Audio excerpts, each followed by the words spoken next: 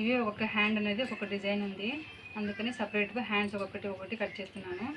Hand పొడవు వచ్చేసి 9 ఇంచులు, కుట్లలో కోసం పైన కింద వచ్చేసి 1 ఇంచ్ ఎక్స్ట్రా తీసుకున్నాం. Total 10 inches.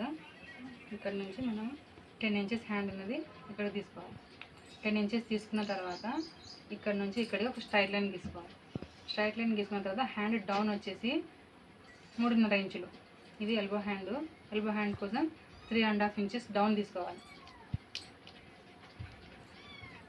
హ్యాండ్ డౌన్ అనేది తీసుకున్న తర్వాత మనం హ్యాండ్ని ఇక్కడ నుంచి ఇక్కడికి 1.5 ఇంచు ఎక్స్ట్రా తీసుకోవాలి.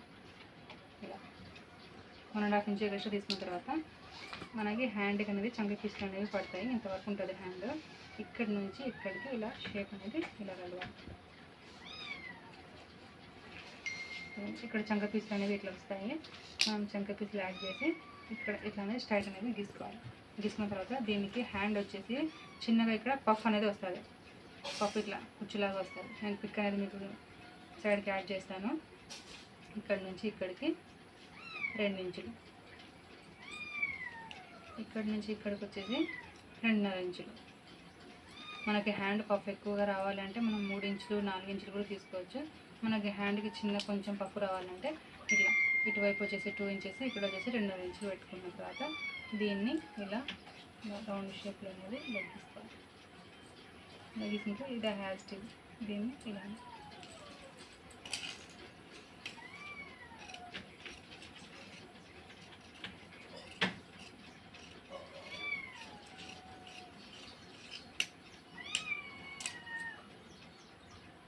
ఇలా గీసుకున్న తర్వాత మనం హ్యాండ్ చంక పీసులు అనేది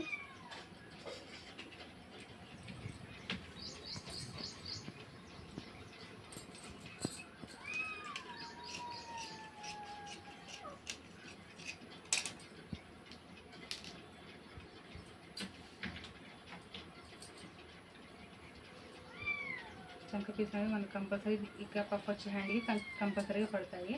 ఇంకా ఇలా నుంచి ఇలా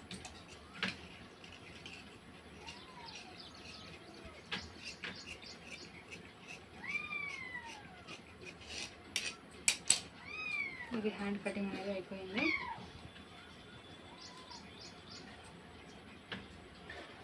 ఇది ఫ్రంట్ బ్యాక్ హ్యాండ్ కటింగ్ అనేది అయిపోయింది. దీన్ని నేను ఫ్యాబ్రిక్